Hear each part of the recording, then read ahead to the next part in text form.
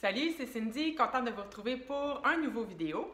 Alors aujourd'hui aussi, je vous parle de trois livres que j'ai lus dans les dernières semaines. Donc premièrement, j'ai lu Le secret de la manufacture de chaussettes inusables de Annie Burroughs. C'est quand même un long titre, n'est-ce pas? Alors ici, l'histoire, c'est Léla Beck qui va aller sur... en fait, c'est pas tant elle qui va trouver le travail, mais c'est plutôt son père qui va l'envoyer parce qu'elle a refusé d'épouser le mari que son père lui proposait, parce qu'il faut dire que ça se passe dans les années 1930. Et là, il va l'envoyer en Macedonia, qui est une petite ville aux États-Unis, et son petit travail, finalement, c'est d'écrire un livre documentaire sur la petite ville de la Macédonie. Et là, elle va être hébergée dans la famille romaine, bon, on va dire romaine. Alors, elle va être hébergée dans leur grande maison. Cette famille-là, ben, il y a Joti, il y a son frère Félix, il y a les deux enfants de Félix, Willa et Bird. Je vous dirais que c'est plutôt Joti qui s'occupe de ces deux enfants parce que la maman est partie. Ensuite de ça, il y a aussi les sœurs jumelles de Félix et Joti qui sont très souvent à la maison. Et je vous dirais que c'est ça pour la famille. Et là, on se rend vite compte dans le livre qu'il y a des secrets de famille enfouis, des secrets de famille cachés que Léla, justement, va découvrir peu à peu au courant du livre, puis nous autres aussi, le lecteur, par le fait même. On sait que ces secrets-là tournent autour d'un amour de jeunesse de Joti qui est tragiquement mort à la manufacture familiale. Donc voilà, c'est un peu ça le résumé. Maintenant, mon avis. Oh, mais quel dommage! Oh, quel dommage! Il y avait tellement de potentiel dans ce livre-là. Moi, j'adore ça, les livres sur les secrets de famille. J'adore ça. Donc, il y avait tous les ingrédients pour faire un bon livre, mais malheureusement, j'avais l'impression qu'il n'y avait pas eu de travail d'édition. Carrément, là, je trouve que l'auteur s'est éparpillé un peu partout. Il y a trop de personnages, trop de styles de narration. Il y a certains chapitres où on est à la troisième personne, d'autres chapitres où on est à la première personne. Il y a des chapitres où c'est sous forme épistolaire, donc des échanges de lettres. Il y a des chapitres où c'est carrément des passages du livre que Léla est en train d'écrire. Donc, on est envoyé un peu partout. Et puis, quand je vous dis qu'il y a plusieurs styles de narration aussi, on change de personnage souvent au travers des chapitres. Mais à chaque début de chapitre, c'était toujours long avant que je finisse par... Voyons là, c'est qui là? On est avec quel personnage là, tu sais? Donc, ça coupe tout le temps la lecture. J'étais comme jamais capable de m'embarquer à 100%. Et quand je dis que c'est dommage, c'est que parfois, il y avait des chapitres que j'avais vraiment du plaisir à lire là, quand j'étais avec le personnage de Joti ou avec le personnage de Félix. Puis là, on sentait qu'on approchait d'un moment croustillant au niveau des secrets de famille, justement. Bien là, j'aimais ça. Puis là, paf, un chapitre arrive sur un passage du livre que Léla est en train d'écrire. Donc, c'est plate à dire, là, mais j'en avais vraiment rien à foutre de son livre, là, tu sais. Fait que... Puis, encore plus dommage, j'arrive à la fin, puis sérieusement, j'avais de la peine de laisser les personnages, parce qu'il y a certains personnages auxquels je me suis vraiment attachée. Donc, c'est dire tout le potentiel qu'il y avait, là, tu sais, c'était pas complètement mauvais pour que j'aie de la peine de quitter certains personnages. Donc, tabarouette que je suis déçue, il aurait pu couper plein de passages, puis ça aurait fait un bon livre. Mais malheureusement, vu que c'est de même tout le long, je peux pas vraiment le recommander.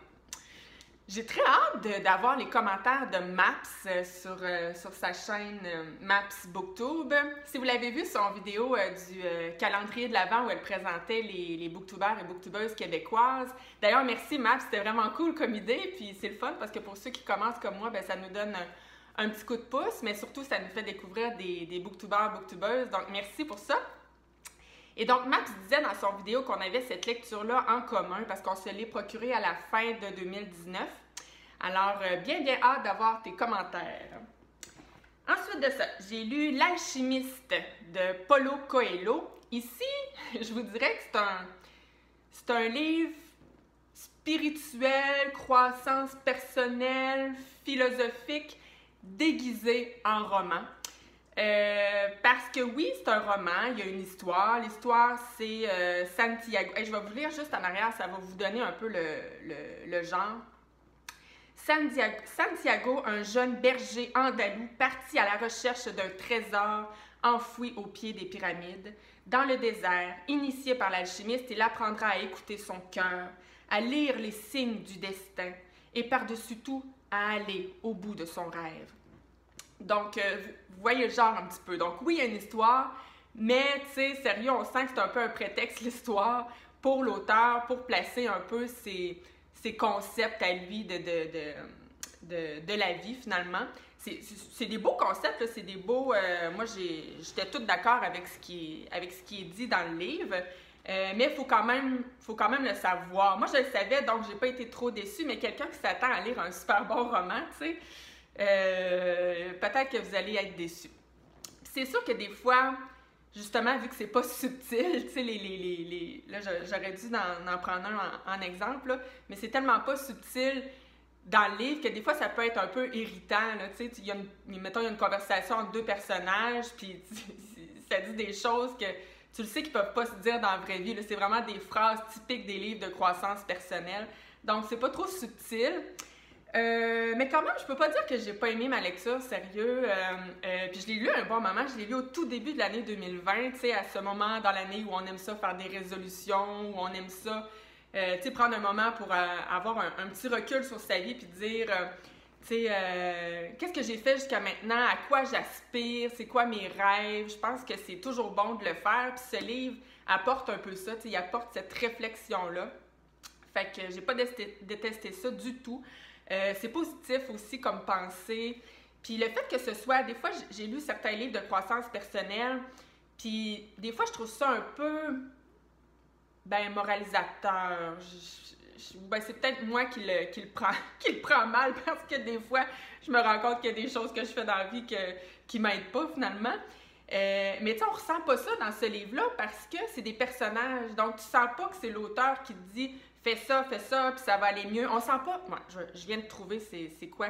Des fois, les livres de croissance personnelle, ce qui mérite, c'est cette espèce de petite pensée magique. Tu sais, je trouve tout le temps que ça a l'air facile écrit, puis ça mérite parce que des fois, je me dis, hey, c'est pas si facile que ça, puis oui, c'est facile de le dire par écrit dans un livre, puis c'est facile de citer en exemple des gens que ça a marché. Tu sais, des fois, on voit dans ces livres-là ou des reportages, ils nous présentent la personne qui a tout laissé tomber sa carrière, qui étaient des professionnels presque riches, ils ont tout laissé tomber pour écrire un livre ou réaliser leurs rêves, puis finalement ça a fonctionné, puis la vie est belle et tout, mais ils nous montrent pas évidemment le gars, je sais pas moi, le gars gestionnaire qui gagnait 200 000 par année, puis qui a tout laissé tomber pour écrire un livre, puis tout laissé tomber parce qu'il était trop stressé, puis là, finalement, il est encore plus stressé parce que finalement, son livre ne marche pas, puis il essaie d'aller voir les maisons d'édition, puis il n'y a rien qui fonctionne, puis finalement, il est encore plus stressé. Puis en plus, il est cassé parce qu'il n'y a plus d'argent. C'est sûr qu'il ne nous montre pas ce monsieur-là. Il va nous montrer cela que ça a marché.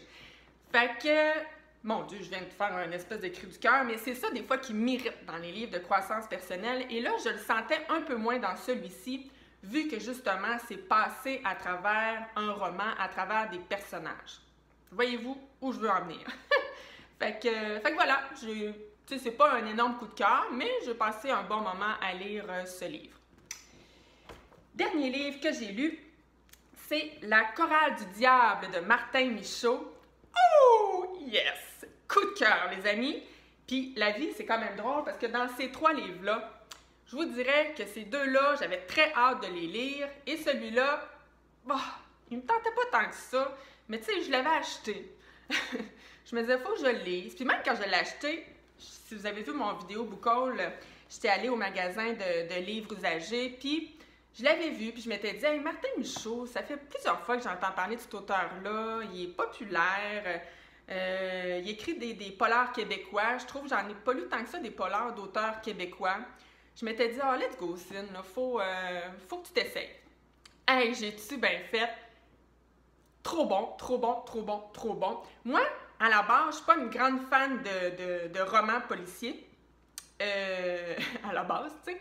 Mais là, il y a tout ce que j'aime d'un roman policier, c'est-à-dire que ça starte à la page 1 et ça nous tient en haleine jusqu'à la toute fin. Aucune longueur, aucun temps mort. Ah, c'est trop bon. Parce que moi, je suis impatiente. Moi, souvent, les romans policiers, ça m'énerve quand ça prend 100-150 pages à placer le contexte, à placer les personnages, puis là, enfin, le suspense commence. Non, non, c'est pas ça, ça commence tout de suite, dès le départ. Donc, l'histoire, par contre, pour les cœurs sensibles, s'abstenir, l'histoire, ben justement, ça débute avec un drame familial. On retrouve 3 enfants, la femme et le papa qu'on soupçonne finalement d'avoir tué ses enfants et sa femme et de s'être enlevé la vie ensuite. Et le tout à coups de hache, donc assez dégueulasse. Et puis l'enquêteur, ben, c'est Victor Lessard et lui va avoir un petit doute dès le départ, un tout petit doute que c'est peut-être pas le père qui a commis les meurtres, mais peut-être quelqu'un d'externe à tout ça, ou, tu sais, en fait, il ne sait pas trop, mais il y a un doute. Là, je ne vous dirai pas pourquoi il y a un doute. Je vais vous laisser le bonheur de le lire. Mais elle va se mêler à tout ça. Là. Il y a l'Église qui est rattachée à tout ça. Il y a, quand je dis cœur sensible, s'abstenir, il y a aussi des cas de pédophilie. Il y a d'autres meurtres aussi qui vont arriver, des meurtres assez sordides. Donc, c'est peut-être pas fait pour tout le monde, mais il reste que, écoutez, c'est vraiment extrêmement bien ficelé. Tout s'enchaîne. Comme je vous dis, il n'y a pas de temps mort. J'ai trop aimé ce livre-là. C'est assez cinématographique aussi, comme tu sais, je le lisais et je me disais, oh my God, ça ferait un bon film, tu sais. Je suis pas surprise d'ailleurs qu'il y ait une série télévisée sur Victor Lessard, l'enquêteur. Puis c'est Martin Michaud aussi qui a écrit la série. Moi, je l'ai pas vue par contre, là. Mais ça doit être bon, ça doit être bon. Donc, gros coup de cœur. Si vous aimez les romans policiers et que vous n'avez pas encore lu Martin Michaud, allez-y, je vous le conseille fortement. Moi, c'est sûr que je vais lire ses autres livres. Donc, voilà pour mes dernières lectures. N'hésitez pas à me donner votre opinion si vous avez lu ces livres-là en commentaire. Et sur ce, ben, abonnez-vous à ma chaîne, ça fait toujours plaisir. Et merci pour ceux qui le font. Et donc, on se dit à la prochaine. Bye bye!